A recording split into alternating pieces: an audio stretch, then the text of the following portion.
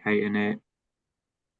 Ooh. Right, I'd just like to give this a little bit of a tagline. So when it's on YouTube, so welcome everybody. This looks like it's going to be appearing on YouTube. So welcome to the world, the SMSTS CITB qualification. The date is the 3rd of February 2023, and we've got two fantastic teams for you this week. And can I hand you over to Steve, who's going to start for Team 1? Steve, I'll start the timer as soon as I hear your voice, my friend. Good luck.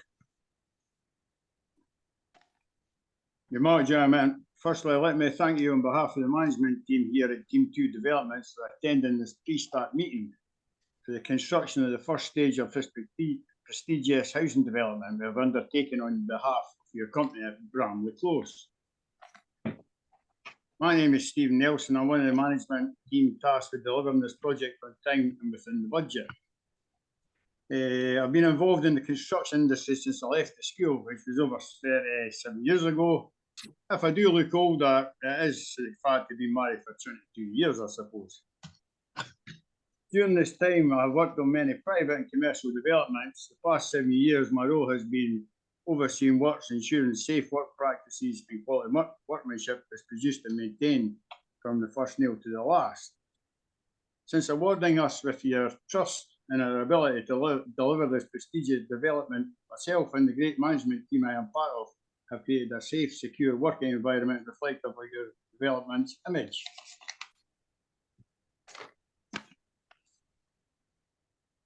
As you can see from, I'm pretty much this.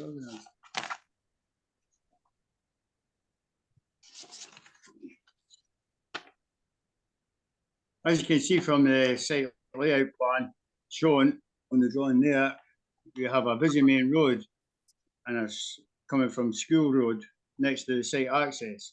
Also behind us, which is attended as a school by a range of ages where over 50% of the kids walk along the footpath between the road and the site boundaries, which is raising concerns for the public safety and security of the sites, properties, machines, materials. They're paramount to us. My responsibilities during this site setup are for site security and complying site rules. I will give a brief outline of the site layout before my colleagues will go into further details on the remaining factors involved.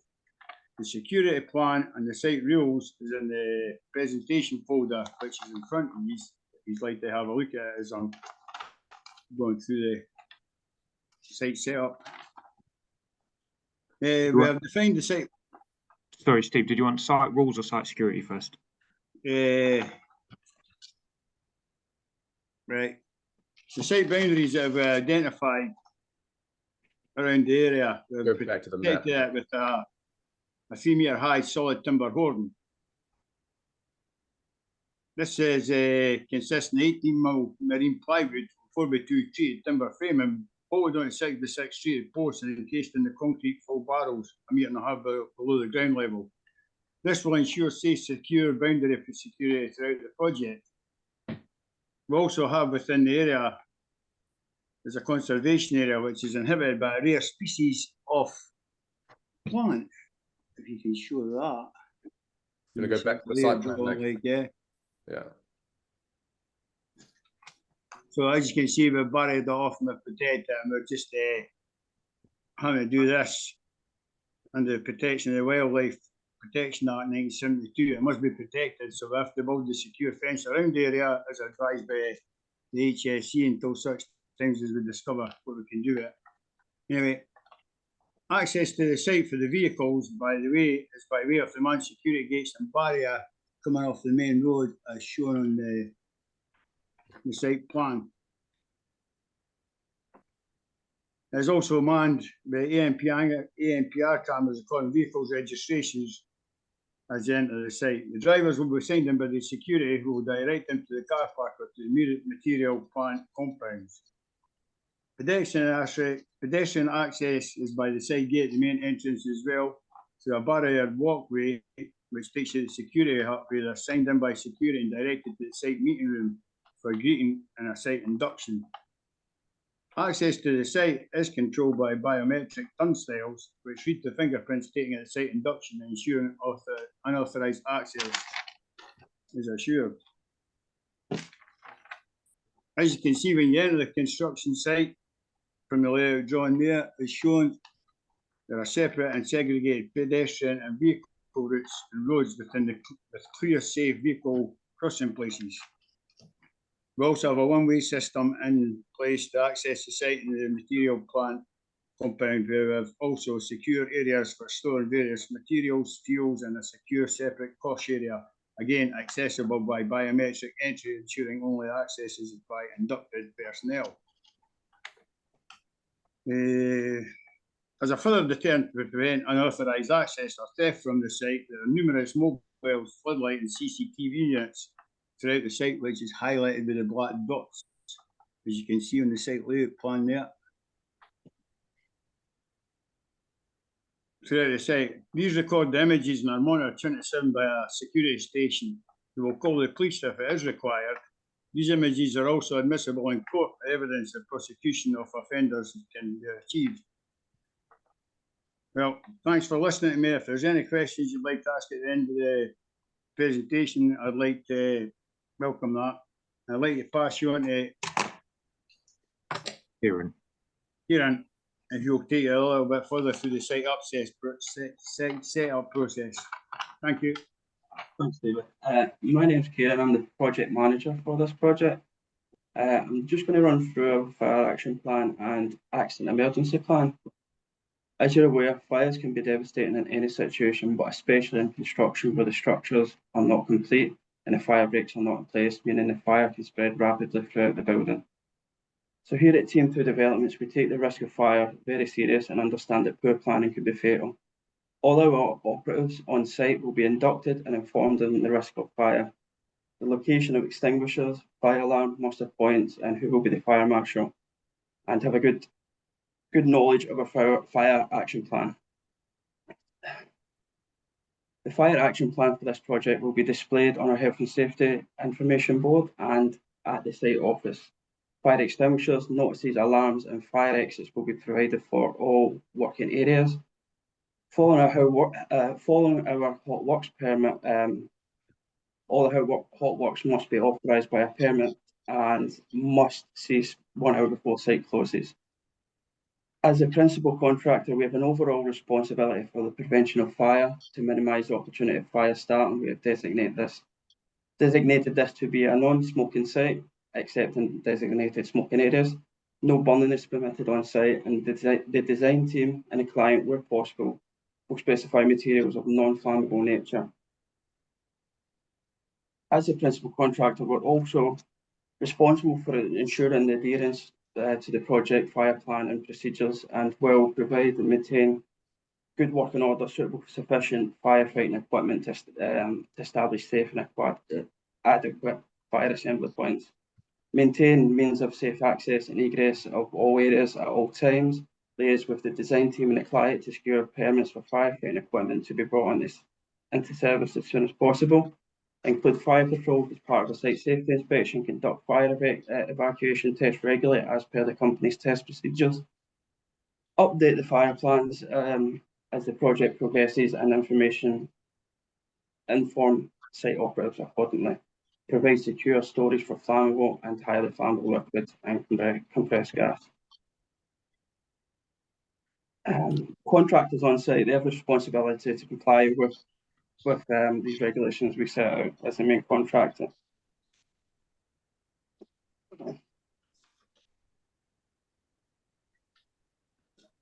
And our fire action plan, as in the event of discovery of a fire, the nearest fire alarm will be activated by the discovery of the fire. All personnel within distance of the alarm will immediately evacuate the area and report to the assembly point. The site manager must be notified immediately. The site manager will then immediately activate the alarm if it hasn't already been done. Contact emergency services, ensure all areas are quickly evacuated, and site personnel are at assembly points. Notify the client, and the site manager will establish, where possible, the exact location of the fire, the extent and nature of the fire, and where any casualties and evacuation statuses. Without taking any personal risks, and if reasonably safe to do so, an attempt may be made to extinguish the fire using the nearest appropriate extinguishers but I do emphasise the fact this must only be done at ignition stage. So if the fire started spreading, then no attempt would be made. And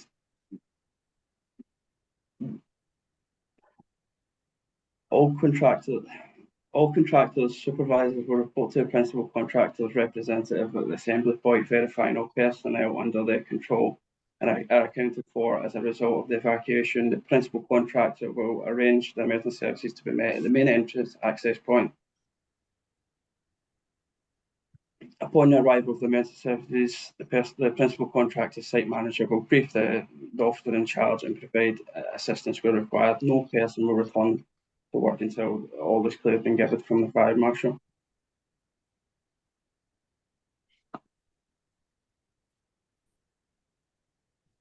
So that being said, I'm going to move on to our accident emergency plan. The accident emergency plan will be displayed at the site office and also on the health and safety notice board. Eye wash stations, first aid kits, burn kits will be provided and maintained by us and located in the site office. In the event of an accident on site, the site's first aider must be notified immediately by the quickest practical means. The area must be secured and made safe before any entry or attempt to provide assistance in an emergency. The site manager will immediately contact emergency services for requesting assistance, ensure all areas are quickly evacuated and site personnel are at assembly points.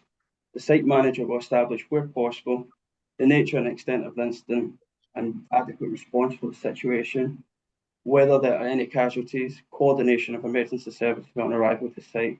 Depending on the severity of the incident, the area will or full site will be closed until an accident investigation has been completed.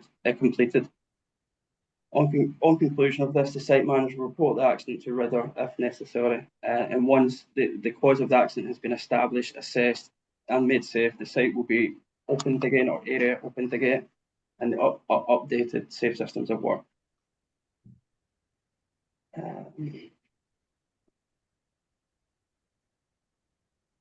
Other items that may need consideration for emergency action plans, but we will assess that as the project develops, would be harness rescue plan, confined space rescue plan, serious illness rescue plan, environmental emergency plan, POSH, uncontrolled structural collapse or partial collapse plan, working at heights rescue plan, vehicle collision plan, explosion plan, gas leak plan, radiation plan, serious violence on site, fights, weapons, stabbings, or attacks from the public, severe weather, lightning strikes, underground or overground services strike, trapping, crushing plans, fallen trees, flooding.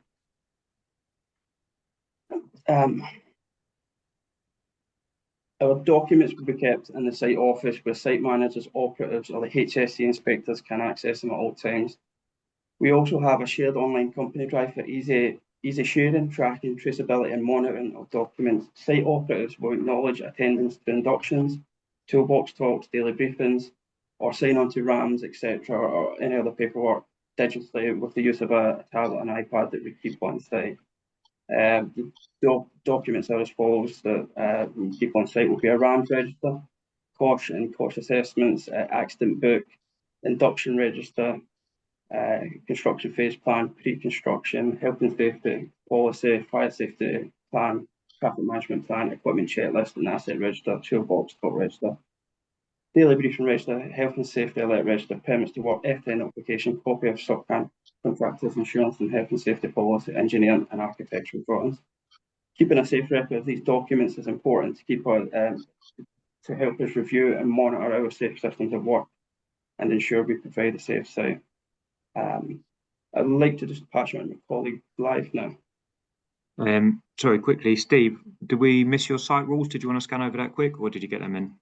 Yeah, well, it's just basically the site rules, like, yeah, it's in the presentation folder in front of them, but I just you could do our questions at the end there if you like, to be more specific about the rules, like just for the timings. Cool. All right, moving on, I'll pick up the safe systems of work.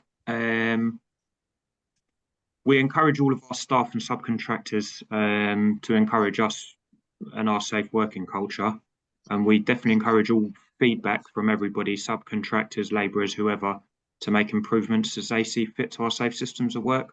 We really want anybody to report any dangerous incidents or accidents for investigation and improvements. The systems we use are detailed below and will be implemented by our site management. It's obligatory that all operatives follow the systems or risk exclusion. Below here are our main elements of our safe systems of work. We've got inductions and toolbox talks. That's required for access to site. Toolbox talks carried out regularly, especially a new one will be done when a risk has been identified. We've got RAMs attached to the RAMs. We want HAVs, cost assessments, they get reviewed if anything changes, and we want lifting plans as well for any lifting activities. PPE needs to be job specific, and the appropriate PPE for the task needs to be in date and BSI or kite marked or CE marked. That's crucial. We're going to operate a permits work system for any roof works, hot works, although we will try and avoid hot works, but where unavoidable, it will be with a permit to work system. Any electrical work, so we've got isolation procedures and isolation forms, we've got electrical permits to work, and we need excavation permits as well. We've got a site register. That's a crucial part of our safe system to work. Everybody needs to sign in, sign out of site. Especially that's crucial for fire evacuation. We need to make sure nobody's left in the building. Subcontractors have to comply with all of our safety systems, especially RAMs. We need all their insurances and we need their company health and safety policy before they come to site. We're going to do daily site briefings where we'll communicate any high risk activities, coordinate all the trades and brief of any changes. So it could even be like, it's raining today, no brickies, or the site plan has changed, so here are the new amended drawings.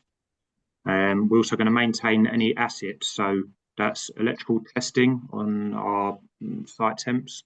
Got PAT testing. It's important that any tools and equipment used have been PAT tested. We need lifting gear inspection. Everything needs to be in calibration where relevant. We've got a quarantine area for equipment and tooling, and we've got a life cycle of equipment tracking as well. So, you know, if something is being used past the duty cycle, we'll put it into quarantine, maybe investigate it, see if it's still fit for use.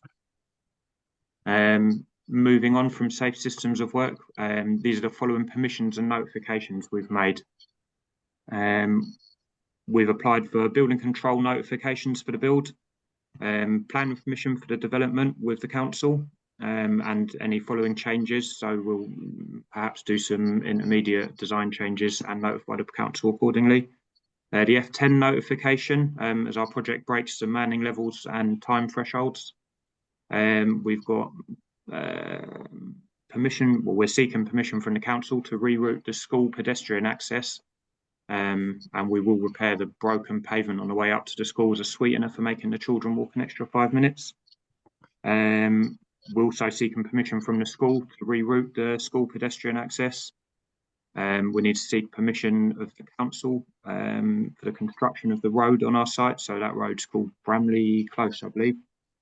The landowner permission to use their greenfield site for our site boundaries, for parking on, for where we can extend our hoarding to.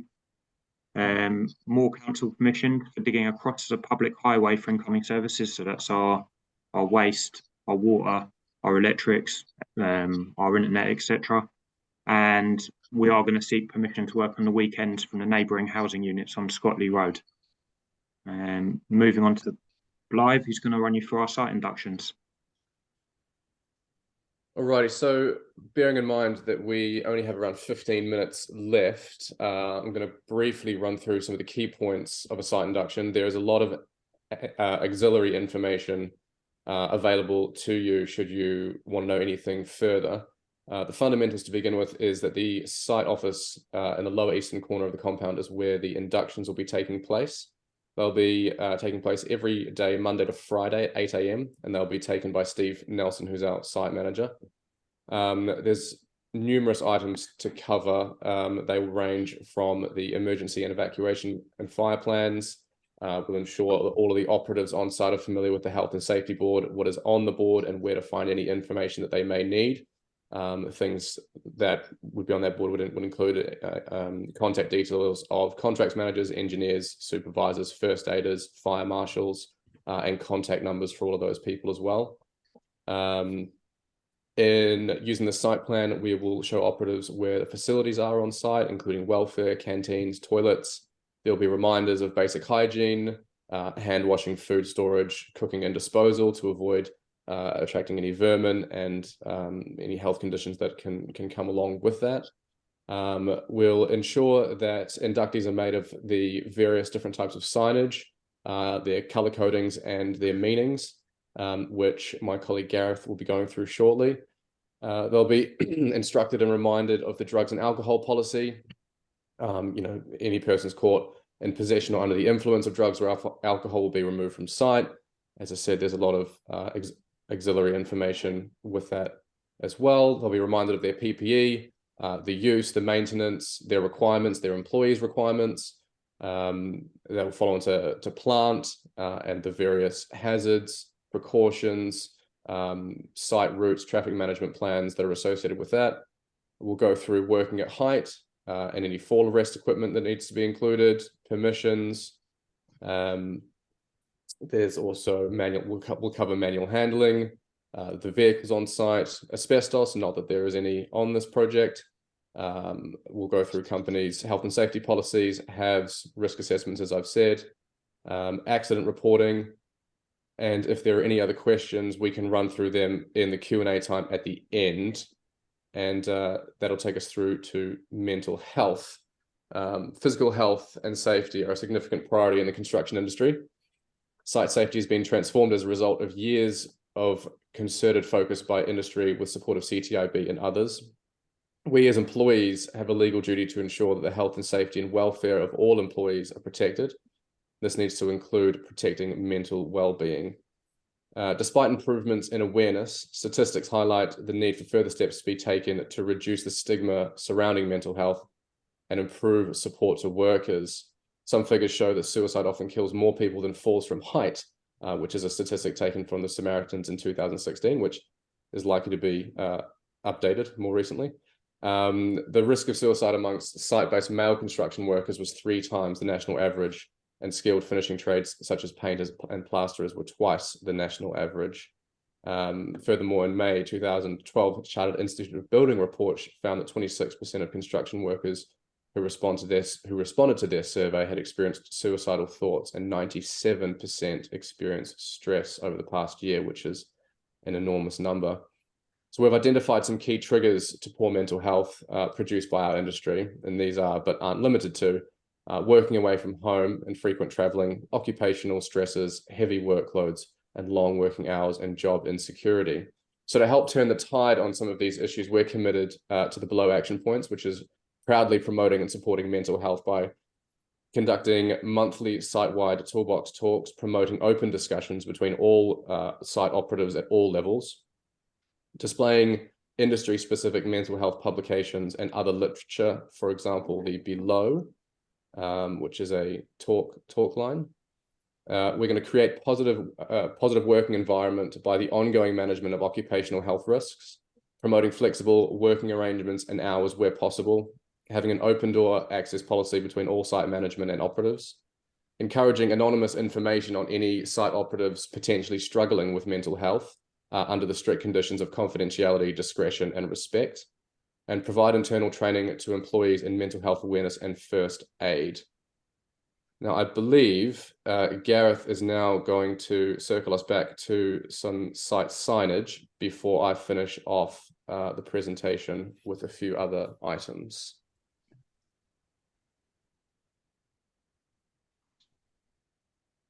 Yeah, I can't see you.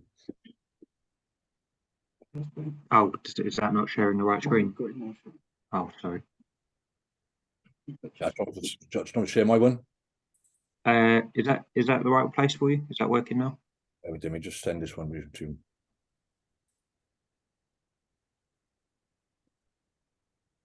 Sorry, boys. Don't open that one for me.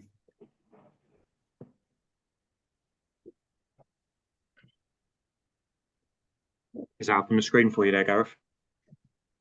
Yeah. Yeah. I'm Gareth, as I've been introduced. I'm just going to go through the welfare requirements. There's going to be around about 25 staff on site at any one time. Basically, we're going to have the site office, a meeting and induction room, first aid room with a nurse coming once a week if there's any injuries or any mental health you need to speak to anyone about. There's a drawing room with lockers and heater blowers. Canteen, including appliances, include microwaves, kettles, fridges, toasters. There's a sink and draining area. Can have 8 tables, each with seating of 4. 32 chairs of back support to help you have a nice rest when the contractors are moaning, working too hard. First aid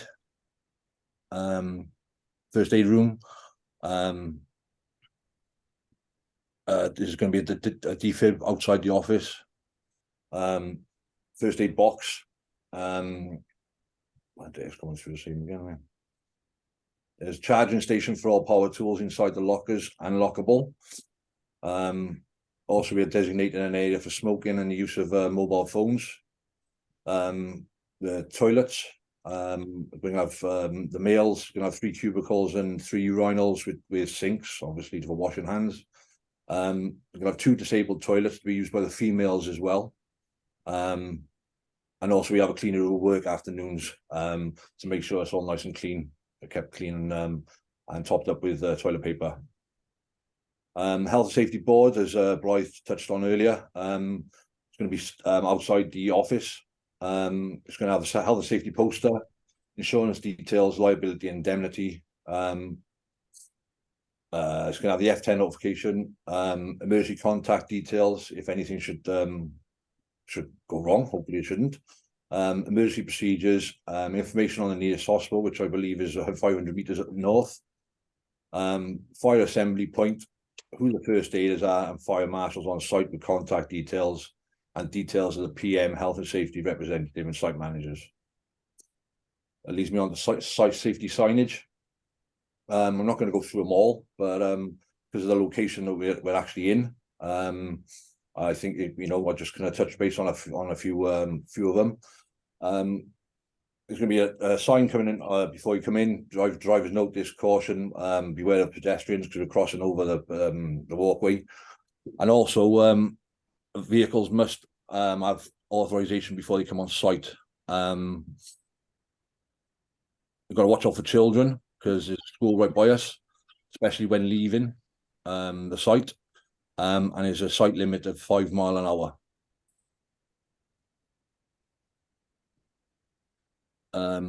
PPE, I believe I did change the thing on this. It should be 4-point PPE. High visibility headwear, footwear, and eyewear as a minimum wherever you go on site. Yeah. Then who's next? And then we're going to go back to Blythe to go over any other items. Any questions? Ask us later. Thank you. So Nick, if you just bring up the site plan for us, please, mate. Site plan, yeah. New share, sorry. You looking at it now? Yeah. Yeah. So as my colleagues mentioned before, our intention is to block off the pedestrian walkway on the western side of our complex and reroute pedestrian traffic back to the school going east and then north as a safety precaution to remove pedestrians walking near the entrance and exit of our site. To assist the school in this transition, we would like to, or we will be visiting the school and delivering a presentation on the changes, the site walkway signage, as well as the construction that we'll be undertaking in the area. So there is I suppose an induction of sorts for the pupils and the staff of the school. As considering contractors as well, we've also aligned ourselves with rubbish removal contractors who have a recycle and charitable donation system set up where they can offer usable materials to people that can make use of them, be it schools or any other education facilities. We intend to use local labor as much as possible. We're aiming for 60%. to keep the economy and local people employed as much as possible.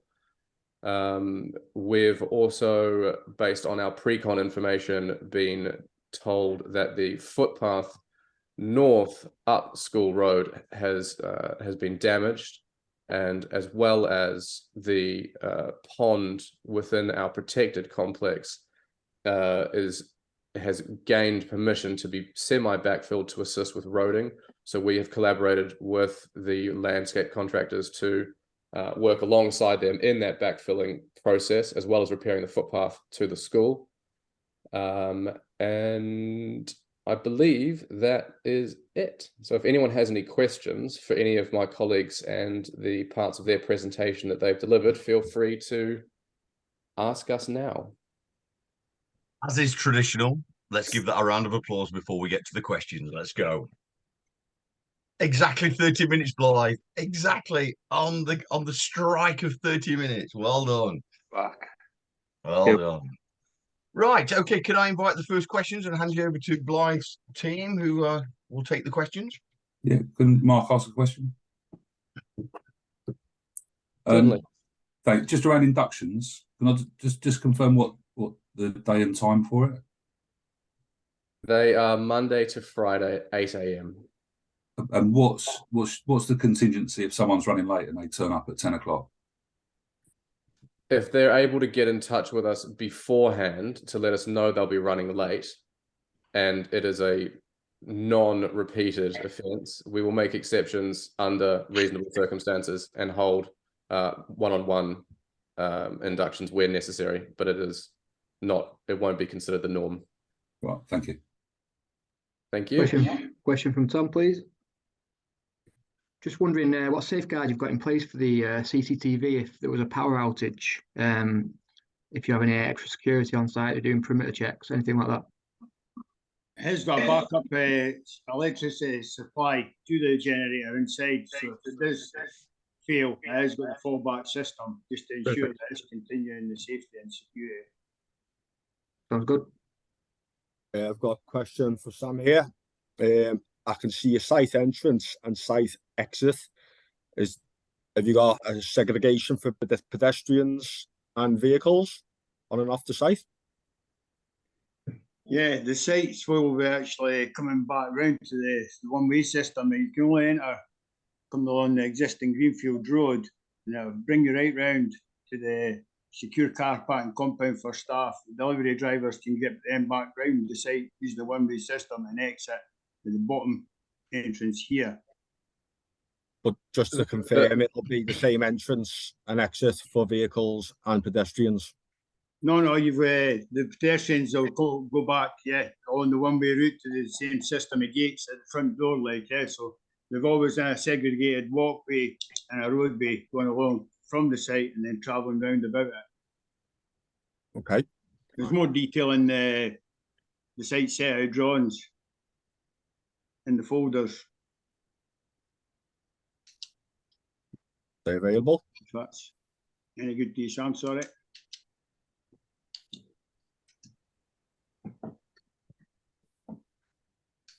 I've got 2 more minutes. I've got to get my questions out. I've got another one.